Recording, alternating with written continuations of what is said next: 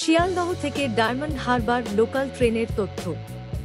স্টেশনের দূরত্ব ৬০ কিলোমিটার, পৌঁছাতে সময় লাগে ১ ঘন্টা ৪০ মিনিট। প্রথম ট্রেনটি ছেড়ে যায় ভোর ৩টা ৫৪ মিনিটে, ৪টে ৩৫ মিনিটে, ৫টা ২৫ মিনিটে, ৬টা ২৪ মিনিটে, সকাল ৬টা ৫৫ মিনিটে, ৭টা ২৫ মিনিটে, ৭টা ৫০ মিনিটে, ৮টা ৫৭ মিনিটে, ৯টা ৫৭ মিনিটে, ১০টা ৩৮ মিনিটে, ১১টা ৪২ মিনিটে, দুপুর ১২টা ৩৫ মিনিটে, ১টা ২৬ মিনিটে, ২টো ১০ মিনিটে, ২টো ৫৫ মিনিটে, ৩টে ৫৩ মিনিটে, বিকাল ৪টে ৪২ মিনিটে, সন্ধ্যা ৬টা ২ মিনিটে, ৭টা ৪৫ মিনিটে, ৮টা ২০ মিনিটে, রাত ৯টা ১০ মিনিটে, ৯টা ৫৬ মিনিটে, ১০টা ৪৫ মিনিটে এটি শেষ ট্রেন।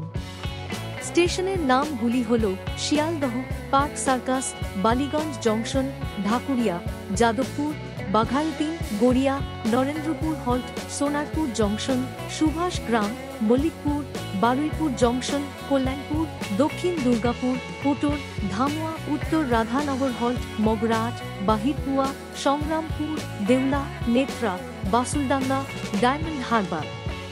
ট্রেনের সঠিক সময়সূচি ও তথ্য জানার জন্য আমাদের চ্যানেলটি সাবস্ক্রাইব করতে পারেন।